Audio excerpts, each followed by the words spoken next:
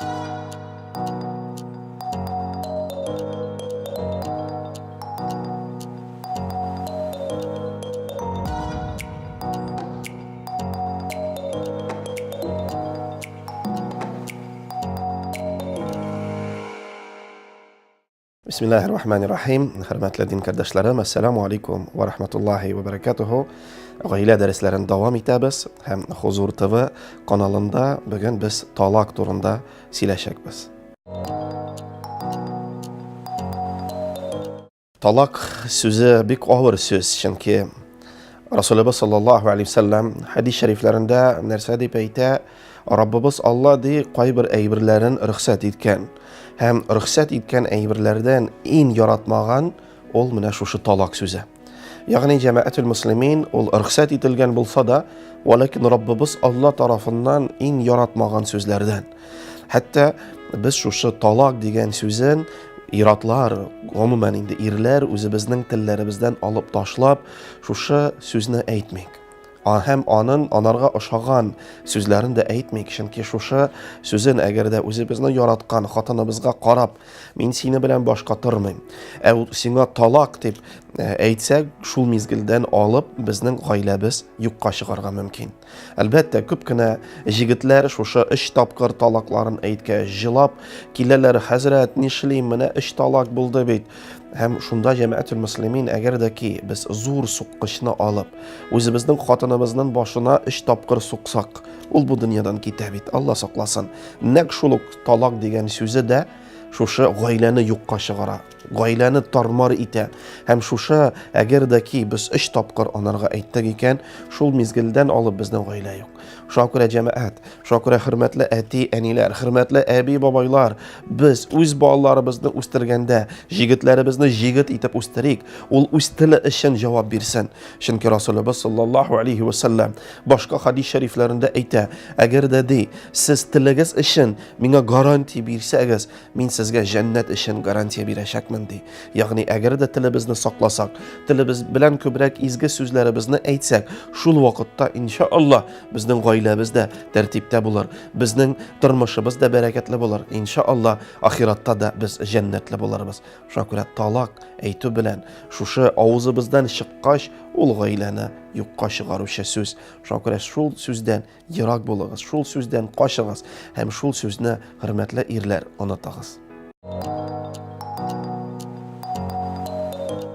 Əlbəttə, cəmaət, gailə digəş ol bik zor, bik tırışlıq, qaşan, şuшы baştan iki kişi bir par bulup, onları balalar bulup, onları anıqlar bulup, həm şunda Rasulullah sallallahu aleyhi ve sellem hadis şəriflərində əйтә, şuшы gailəni yuqqa çıxarır işin şeytan bütün usulların, bütün yolların kullana.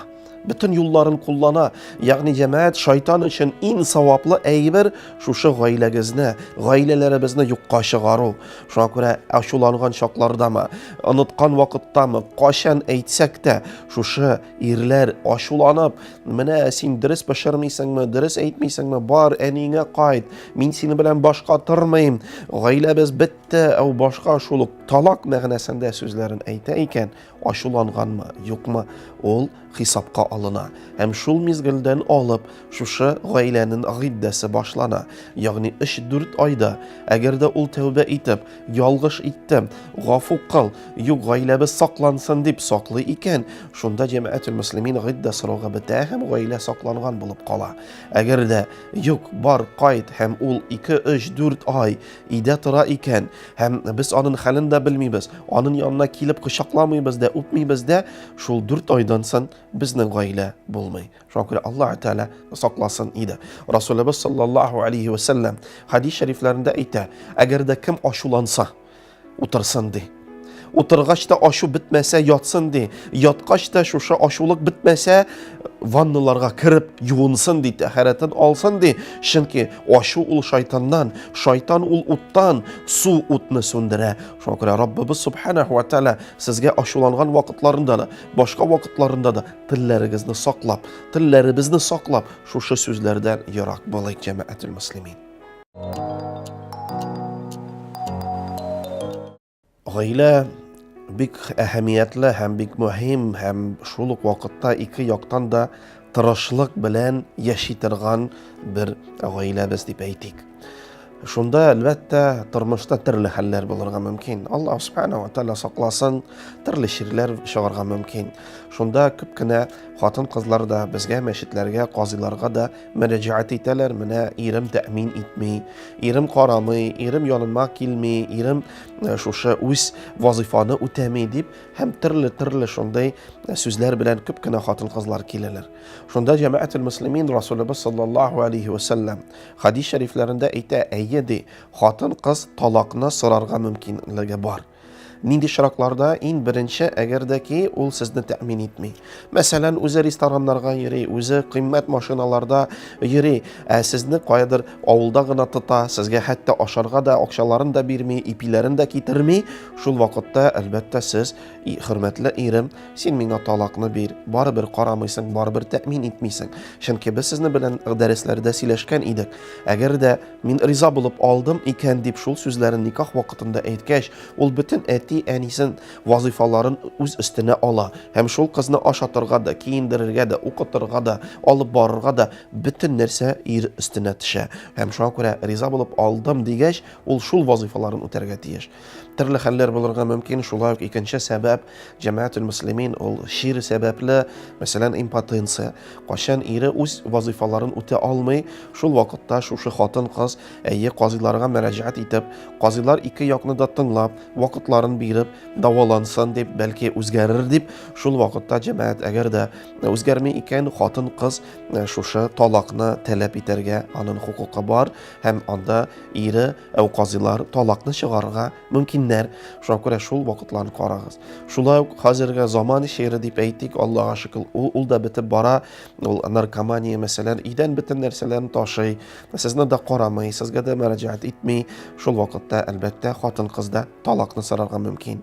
Валакин Расулыбыз саллаллаһу алейхи ва саллям хадис шәрифләрендә әйтә, әгәр дә бу дөньядан киткәндә ире бәхил, риза булып китә икән, хатыны җәннәттә ди.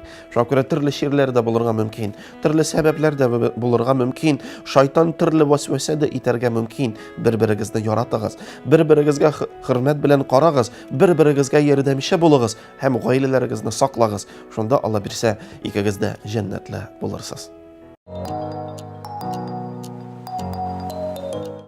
Ирләр мәсьәләсе, әлбәттә, Аллаһ субханаһу ва тааля шушы талак әйтүне иргә вазифа итеп куйган. Ягъни никах вакытында да ир риза булып алдым дип әйтә, һәм шушы гаиләне юкка чыгара микән, боза микән, башка төрле сәбәпләр булырга мөмкин. Ире ачуланган вакытта, ачулаусызмы, шушы сүзен талак дип әйтү ул ир вазифасы. Раббыбыз субханаһу ва тааля аны иргә итеп, зур вазифа итеп биргән нәрсәдән, чөнки ирләр алар сабырлы, алар хискә бик бирелми, шул телен саклый ала һәм шуңа күрә телен сакласын дип, шушы талак сүзен әйтмәсен дип, шул максаттан бәлки Раббыбыз субханаһу ва тааля аны ирләргә итеп йөкләгән. Шуңа күрә җәмәгать шушы ирләр кашан аны әйтә ала. Әлбәттә, әгәр дә мәсәлән төрле хәлләр булырга мөмкин, мәчеткә дә киләләр, хәзрәт, менә балага уза алмыйбыз, хәзрәт, менә шундый хәлләр, менә шундый ширләр, тан нәрсәләр. Шунда әлбәттә ирләр, хөрмәтле ирләр, сез риза булып алдым дигәч, сезгә ышанып, шушы кыз баланың әти-әниләре сезгә үз кызын тапшырдылар. Һәм Аллаһ субханаһу ва тааля Куръан китабында башка рөхсәтләрен дә биргән, 2, 3, 4 хатынлыкны да рөхсәт иткән. Валакин сез аның артыннан чапмыйча шушы хатыныгызны яратыгыз. Аллаһ тааля балаларын бирми икән, дуга сорагыз, бәлки Аллаһ субханаһу ва тааля бирәчәк, һәм гаиләгезне саклагыз. Чөнки гаилә ул сынау, гаилә аша biz җәннәткә дә керә алабыз, biz тамукка да керә алабыз. Шуңа күрә ирләр, телегез бик каты итеп шул талак сүзләрен әйтергә теләсә дә, аны әйтмәскә тырышыгыз, сабырлы булыгыз, хикмәтле булыгыз һәм бер-берегезгә мәхәббәт күзләре белән карагыз. Аллаһ субханаһу ва тааля разый булсын, сездән күп кенә шушы Хузур ТВ каналына сораулар киләләр, шушы гаилә мәсьәләсендә, һәм шулардан берсе хатын-кызны ире алайса аерылышам дип куркытып яшәтсә, ул дөресме, юкмы? Җәмәгать, куркыту ул ничек безнең психологларыбыз әйтәләр, ул куркак кеше үзе куркыта. Шуңа күрә гаилә ул курку белән бәхетле булмас. Сез шушы куркуларын алып ташлагыз һәм сез бер-берегезне яратыгыз, бер-берегезгә бүләкләрен бирегез, бер-берегезне карагыз, бер-берегезгә мәхәббәт турында күбрәк сөйләгез. Шунда Аллаһ субханаһу ва тааля мәхәббәтләрен дә бирәчәк. Куркытып җәмәгатьул муслимин аны озакка тотып булмый. Шуңа күрә әгәр дә ки шундый ирләр бар икән, менә мине тыңламасаң, моны эшләмәсәң, тегесен кылмасаң, мин сиңа талакларын бирәм, аерылып җибәрәм дип куркытып тоту, ул җәмәгать барыбер хатыныгыз кашандыр ярар, әйт инде, җибәр дип әйтеп үзе дә китәргә мөмкин. Шуңа күрә гаилә ул мәхәббәт, гаилә ул бер-берегезне саклау, гаилә ул бер-берегезгә ярдәм итү, ул хикмәт. Шуңа күрә гаиләне чын мәгънәдә гаилә булып яшәгез һәм куркытып бер-берегезне тотмагыз. Шушы куркыту сүзләрен ташлап, мәхәббәт турында бер-берегезгә әйтегез. Халык җәмәгатьул муслимин әлбәттә аны әти-әниләребез безгә үстергән вакытларында салалар һәм хәзерге вакытта кашан әти-әни дөнья артыннан чаба, әби-бабайлар авылда һәм бик әби-бабайның тәрбиясе дә шушы оныкларга барып җитми, шул вакытта әлбәттә тәрбиясез дә, холыксыз да безнең балаларыбыз үсәргә мөмкин. Раббыбыз субханаһу ва тааля шулардан сакласын иде һәм менә шушы гаилә бар булды. Һәм Аллаһ субханаһу ва тааля сынау итеп, мәсәлән, яхшы хатынга холыксыз ирен биргән. Җәмәгать без Куръан китабын ачык. Кая Раббыбыз субханаһу ва тааля Фиръаун кыссаларын безгә әйтә. Шушы Фиръаунның хатыны җәмәгать муслимә була. Шушы Фиръаунның хатыны Алла бирсә җәннәткә беренче хатыннардан беренче итеп керәчәк. Ягъни җәмәгатьул муслимин шушы дөньяда мин илаһ дип әйтүче, шушы дөньяда күпме кешеләрне рәнҗитүче һәм аның хатыны нинди хикмәтле, нинди яхшы һәм ул күпме җылап үз ире өчен дуга кыла иде. Әлбәттә җәмәгатьул муслимин безнең халкыбыз әйтә, ират баш, хатын кыз муен. Һәм шуңа күрә хөрмәтле хатыннар, сез муеннар, сез хикмәт белән башларыгызны борыгыз һәм аларны дөрес тәртипкә китерегез. Шунда Алла бирсә, сез хикмәтле хатын кыз булырсыз. Әйе, әти-әниләр, әйе, әби-бабайлар, апалар, сеңелләр, дуслар, туганнар төрле нәрсә әйтергә мөмкин, төрле сүзләрен өйрәтергә мөмкин. Гомумән без борылып карасак, җәмәгать өйрәтүче кем? Күбрәк үзендә дә гаиләсе юк, үзе дә гаиләсез тора, ләкин ул сезне өйрәтергә мөмкин. Ташла, кит, менә бит ул холыксыз, эчә, салгалый, кыйный, тагын нәрсәдер. Җәмәгать, Аллаһ субханаһу ва тааля сезгә шундый ирегезне биргән икән, ул зур хикмәт белән биргән. Ягъни сез шушы ирегездән иң яхшы ирне дә ясый аласыз, Алла бирсә. Шунда иншалла без дә, имамнар да, мәчетләр дә сезгә ярдәмчән булыйк. Һәм Аллаһ субханаһу ва тааля һәрбер яхшы хатынга яхшы ирне бирсен. Һәм ирегез үзгәреп, ирегез әхлаклы, тәрбияле, әдәпле, иң яхшы ирләрдән булсын иде. Әлбәттә, хатын да шундай эләгергә мөмкин. Очрашкан вакытында аны танып булмый. Хәтта без һәр вакыт дәресләрендә әйтәбез, шушы гаилә дәресләрендә, шушы Хузур ТВ каналында сез аның буыннарын карагыз, аның әби-бабайларын карагыз, аның кемнәр тәрбия биргән, ничек тәрбия алган. Әлбәттә, ул бүген матур, иртәгә ул картая, иртәгә ул әбигә әйләнә, сез бабайга әйләнәсез. Ләкин сезгә гомер буе бергә яшәргә, балаларны, оныкларны үстерергә.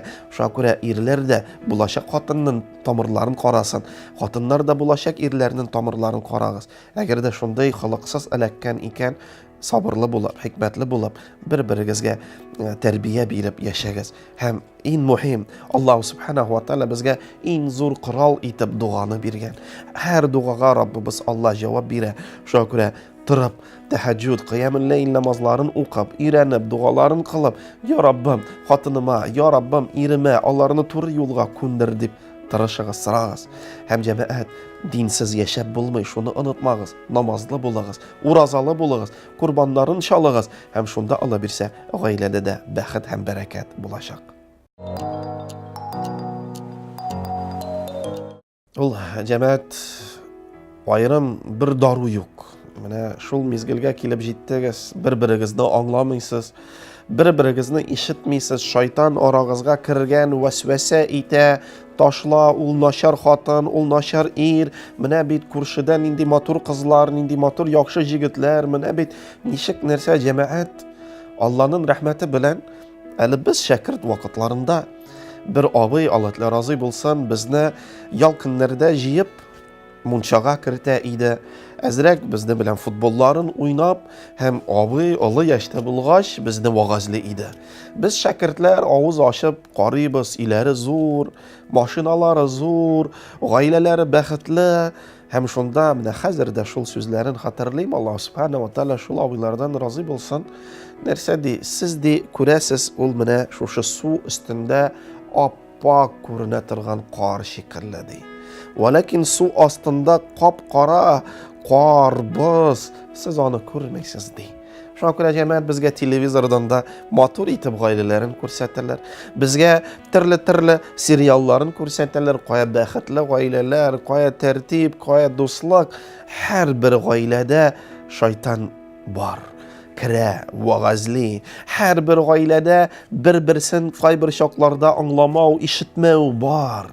Ansız bir gailede yok. Çünkü bu dünya ul sınav dünyası. Hem Allah subhanahu wa ta'ala her bir gaileni sınay. Şeytanın da vesvese lanetullah aleyhi de. Şuna göre mına qaralı onların gailesi baxtli, bunların gailesi baxtli. Onları da deneksiz de şekilde şunda evirler var. O'tgan derslerde de biz şu kıssani getirgen idik. Qaşan Ömer ibn Hattab. Qaşan ol Resulullah sallallahu aleyhi ve sellem'den sen Ebu Bakr radiyallahu anh'dan sen xalifa bo'la, qachon tartibni saqlay, eng boy kishilardan Rasululloh bizga eng ko'p yordam etgan, ham bir kishi onun yoniga kela xotin ustidan zorlanar ishin. Eshigi yoniga kelgach, onda da ishita xotini Nishig Umar radhiyallohu anhuga aqra, sen shunday, sen bunday, bu burilib keta. Umar ibn Hattab ishitib, eshigini ochib, narsa kelding, senda da naqshuluk hal ekan dey. Shuna ko'ra Alloh subhanahu va taolo jamoat bizni por etib yaratgan. Alloh subhanahu va taolo xotinni qabirg'adan yaratgan. Ham Rasululloh sollallohu alayhi vasallam o'zi ayta, qabirg'a ul kakri, ani to'raytirga tirishmag'iz. Ul sinashaq dey. Sinashaq ya'ni g'oyla yo'qqa shig'ashaq. Shuna ko'ra siz nindi, xotiningiz nindi, shunday siz hozirda nechik siz birinchi vaqtlarında, birinchi topqir bir-biringizni ko'rib, bir-biringizga muhabbatlar uyangan siz hozirda shunday yo'q. Shuna ko'ra shu vaqtlarin, birinchi vaqtlarin esga olib, nechik siz shashaklarni bo'lak etaydiz. Men har bir darsda hurmatli erlar sizga aytam, eng birinchi albatta o'zimga da qachon biz oxirgi topqir sababsiz xotinimizga biror shashak va biror shokoladka va biror motor ayvir bo'lak etdik. Sebepsiz, qachon uchrashgan vaqtlarında kun sayin birer ko'chtanash ketiraydik. Shuna ko'ra shul vaqtlarni esga olib, bir-biringizga shin er ham shin xotin qiz bo'lib, yordamchan bo'lasiz. Erigizda bir de o'zgarmagan. Ul nek shunday, agar da o'zgargan ekan, siz mo'yin bo'laroq, hurmatli xotin, siz mo'yin bo'laroq ona shul halga ketirdingiz. Ham hozir siz mo'yin bo'laroq ona kiri nindi edi ul shul birinchi yillarda shul halga ketirdiz. Ham xotiningizda bir de o'zgarmagan. Ul nek shunday.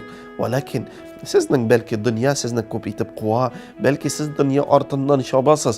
Shuna ko'ra birilib g'oylangizga qarag'iz. Hurmatli erlar, siz albatta siz atida, siz g'oylani ta'min etishida, lekin birinchi vaqtda siz shu xotinning eri. Shul turanda unutmag'iz. Ham shin er vazifalarini o'tagiz. Hurmatli xotinlar, siz anilarda, balki kimdir hozir abilarda, lekin eng birinchi shu erga siz xotin.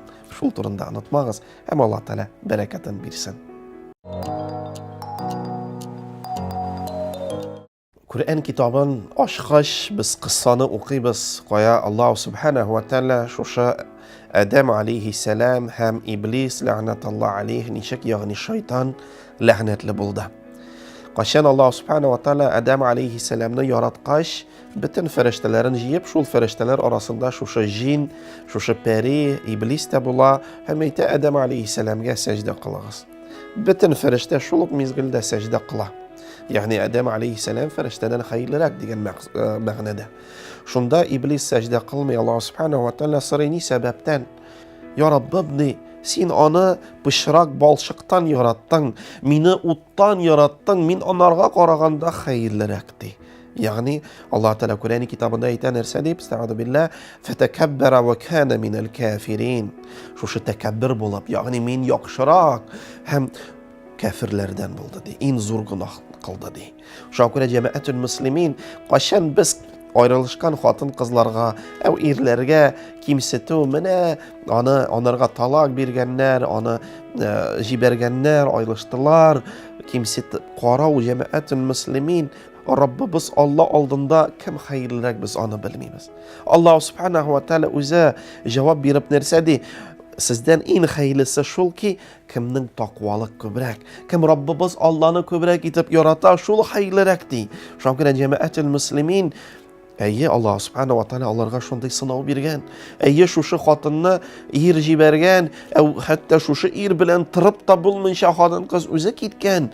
Ләкин Аллаһ Субханаһу ва Тәала безгә тарихыбызда күп итеп күрсәтә. Мәсәлән, Расулыбыз саллаллаһу алейхи ва саллям, ул да тыл хатынга өйләнгән, аерылган хатынга өйләнгән һәм матур итеп гаилә кырып яшәгәннәр. Шуңа күрә җәмәгатьтүл муслимин, ул миннән начаррак, мин хәерлерәк, менә мин әле кияүдә булмадым, ул кияүгә барып кайтты да инде дип уйлау, ул гынах, кимсетеп карау, ул гынах. Шуңа күрә шушы әйберләрдән ерак булыгыз. Алла сакласын, иртәгә без нинди хәлдә булабыз, беребез дә аны белми. Шуңа күрә шушы гаилә дәресләрен карап, үз гаилә дәресләрен саклап, һәм шушы Аллаһ Субханаһу ва Тәала һәрбер гаиләгезгә бәрәкәт унышын бирсен иде. Балалар мәсьәләсе җәмәгать ул бик авыр, чөнки менә күп парлар килеп, иң беренче соравым, балаларыгыз бармы? Шул менә талакны әйтәбез дип килүчеләргә иң беренче сорау итеп, балалар бармы? Ул җәмәгать дөнья ул бик тиз үтә. Мәсәлән, сезгә бүген 18 яшьме, 30, 50, 60, 70ме, әгәр дә артка борылып карасак, шушы гомеребез бер көн шикелле үтте бит. Шуңа күрә җәмәгать шушы балалар да бер мизгелдә үсеп китәрләр дә, алар да, әгәр дә сезнең гаиләгездә шушы аерылышу булды. Алар тулы гаиләне күрмичә үскән балалар, аларга авыр булыр. Шуңа күрә бала тулы гаиләдә үссен. Бала хакына булса да сез гаиләгезне иң беренчедән саклагыз. Шушы балаларыгызны үстереп, аларны өйләндереп, кияүгә биреп, аннары теләсәгез нишләгез. Ләкин балаларны иң беренче шушы тулы гаиләдә үстерергә тырышыгыз. Аны хәл итеп булмый икән, сабырлык та бетте, яшәп та булмый. Шундый вакытта килергә мөмкин. Шунда балаларыгызны бер кашан да, менә бездә зур хата нәрсә, әгәр дә әти китә икән, баланы алып, әти, әни турында начар сөйли. Менә улым, кызым, ул безне ташлап киткән, улым, кызым, ул менә шундый, тигендей дип, хәтта бер-берсенә балаларын да күрсәтмәскә дә тырышалар. Бу зур гынах җәмәгатьтүл муслимин. Әгәр дә әни үзе шушы балаларын үзенә ала икән, әтиең шундый алимент түләми, түләсә әз түли, менә тигеләй, менә булай, әтисен дәрәҗәсен төшерә. Шуңа күрә хәл ителгән икән, гаиләгездә талак булган икән, гаиләгез юкка чыккан икән, сезнең улыгызның, сезнең кызыгызның ул әти һәм ул әни. Шуңа күрә бер-берегезнең дәрәҗәләрен төшермәгез, бер-берегезгә күрсәтегез, һәм аерым гаиләләр булсалар да, үзегезгә төрле гаиләне кырсагыз да, балаларыгызны бергә үстерергә тырышыгыз. Бала, карале, мин әтисез үстем, әнисез үстем дип үскәч сөйләмәсен ине. Шуңа күрә хәл ителгән икән, йомшак итеп, улым, кызым, без бергә тормасак та, әтиең дә сине ярата, мин дә сине яратам дип, балаларыгызга мәхәббәт турында әйтергә онытмагыз.